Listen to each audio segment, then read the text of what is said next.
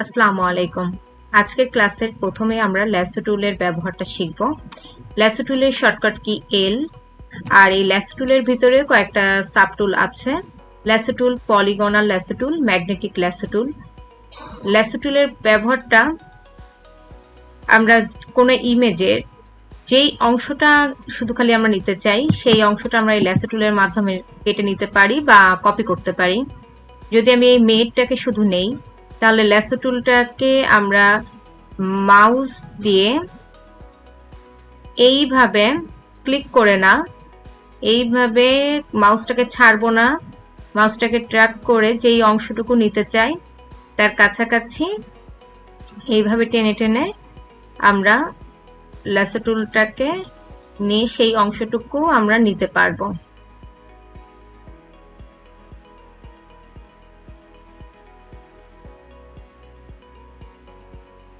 এটা আপনারা খুব নিখুঁতভাবে কাটবেন, কারণ আমি এখন দ্রুত দেখাচ্ছি বলে এভাবে নিচ্ছি। এই যে শুধু এই মেয়েটাকে সিলেক্ট করেছি, এবার একটা লেয়ার নেই, কন্ট্রোল সি, এই লেয়ারে এসে কন্ট্রোল ভি। এই যে শুধু এই মেয়েটাকেই আমি নিয়েছি, এখানে যদি দেই। এরপরে হচ্ছে পলিগনাল ল্যাসো টুল। এই টুলটা এখানে ক্লিক করে, এটা ক্লিক করে করে নিতে হবে, যতটুকু আমরা ইমেজটা নিতে চাই ততটুকু এভাবে ক্লিক করে করে আমরা নিতে পারবো। এটা টেনে নেওয়া লাগবে না,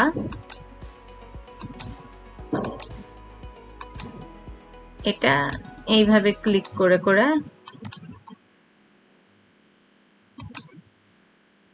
আমরা নিব।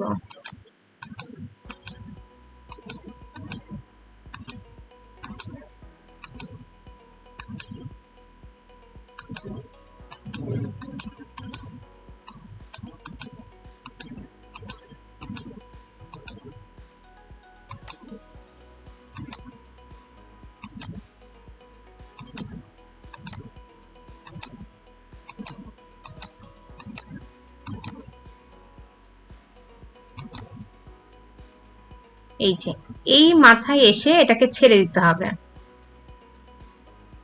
দুইটা মাথায় এখানে ছেড়ে দিলে এই যে এটা সিলেক্ট হয়ে গেল। এটাকে কন্ট্রোল সি করে আর একটা লেয়ার আমি নেই, এখানে কন্ট্রোল ভি করলাম। এরপরে আছে ম্যাগনেটিক ল্যাসো টুল। ম্যাগনেটিক ল্যাসো টুলটা হচ্ছে, এটা কোনো ক্লিক করা লাগবে না, এটা এই আকারটাই নিয়ে নিবে, মানে চুম্বকের মতন।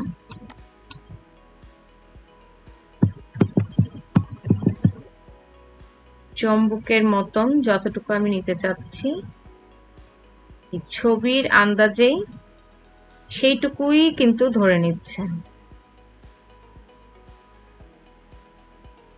এইবার এই মাথায় এসে যে ক্লিক করে দিতে হবে।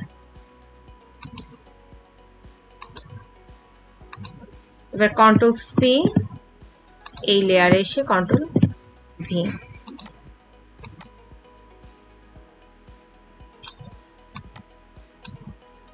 এর ভিতরে যদি তিনটাকে আমি দেখি, এই যে ম্যাগনেটিক ল্যাসো টুলটা এটাই সুন্দর করে ইমেজটাকে বোঝা যাচ্ছে। এই দুইটা থেকে, এই যে ল্যাসো টুল আর পলিগনাল ল্যাসো টুল, এই দুইটা থেকে যে ম্যাগনেটিক ল্যাসো টুল, এটা সুন্দর লাগছে দেখতে।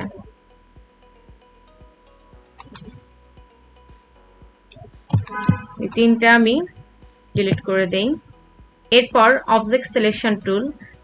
অবজেক্ট সিলেকশন টুলটার শর্টকাট কি ডাব্লিউ। অবজেক্ট সিলেকশন টুলের ভেতরেও কিন্তু কয়েকটা, এই যে তিনটা সাব টুল আছে, quick selection tool, magic wand tool. Object selection টুলটা আমি নিয়ে যদি যেই অংশটা আমার প্রয়োজন সেই অংশটাতে আমি এইভাবে মাউস দিয়ে ড্র্যাগ করে ছেড়ে দিলে এই যে সেই অংশটাই কিন্তু সুন্দরভাবে সিলেক্ট হয়ে যাচ্ছে, যেই অংশটা আমার প্রয়োজন। এবার আমি এখানে একটা লেয়ার নেই, কন্ট্রোল সি, এই লেয়ারে যে কন্ট্রোল ভি, এটাকে এখানে রাখি। এরপরে আছে কুইক সিলেকশন টুল। কুইক সিলেকশন টুলটা নিয়ে আমি যদি এই ইমেজটার উপরে এইভাবে ক্লিক করি, যতটুকু আমি নিব, এই যে বেশিও কিন্তু চলে আসছে, এখানে অল্টার প্রেস করে এই যে অংশটুকু বেশি সেখান থেকে একটু কমাতে পারবো। আর যদি বেশি কমে যায় তাহলে আবার আমি শিফট প্রেস করে সেই অংশটুকু একটু একটু করে বাড়িয়ে নিতে পারবো। এই পাশে অংশটা একটু বেশি হয়ে গেছে, এই জন্য আমি অল্টার প্রেস করে এখান থেকে আমি কমিয়ে নিলাম, নিচের দিকেও।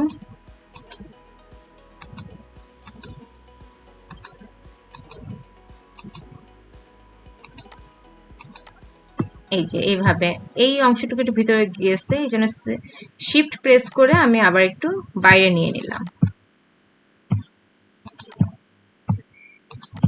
এটাও তাই। এবার একটা লেয়ার নেই, কন্ট্রোল সি, এই লেয়ারে যে কন্ট্রোল ভি, এইটা এখানে রাখি। আমি ইমেজগুলোকে এভাবে রেখে দিচ্ছি যাতে একটা ইমেজের সাথে একটা ইমেজ কম্পেয়ার করা যায়, যে কোন টুলসের ব্যবহারটা বেশি ভালো হয়। এরপরে আছে ম্যাজিক ওয়ান টুল।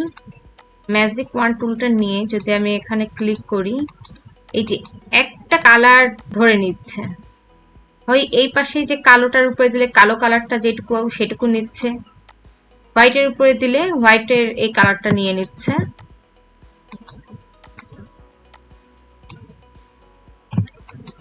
শিফট প্রেস করে আমি এটাকে এই যে এইভাবে এইভাবে বাড়িয়ে নিব।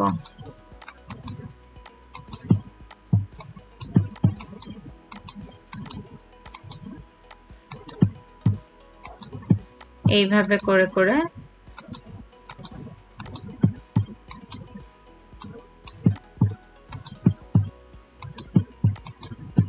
ম্যাজিক ওয়ান টুলটা আসলে কালার বেস এটা ধরে। যাই হোক, এখন একটু কপি করে দেখি যে এটার অবস্থা কি। একটা লেয়ার নিয়ে নিই, কন্ট্রোল সি, এই লেয়ারটাতে কন্ট্রোল ভি।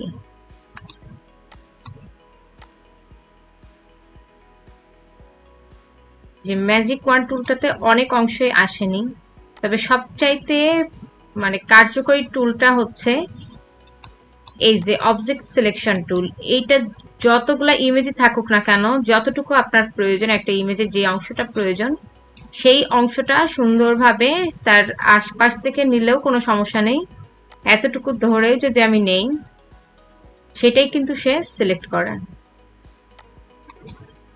তো লেয়ারগুলো আমি ডিলিট করে দেই, কন্ট্রোল 0 দিয়ে আর্টবোর্ডটাকে আমি ছোট করে নিই। তো আশা করি এই ল্যাসো টুল আর অবজেক্ট সিলেকশন টুল, এই দুইটা টুলের ব্যবহার আপনারা খুব ভালোভাবে বুঝতে পেরেছেন। ধন্যবাদ।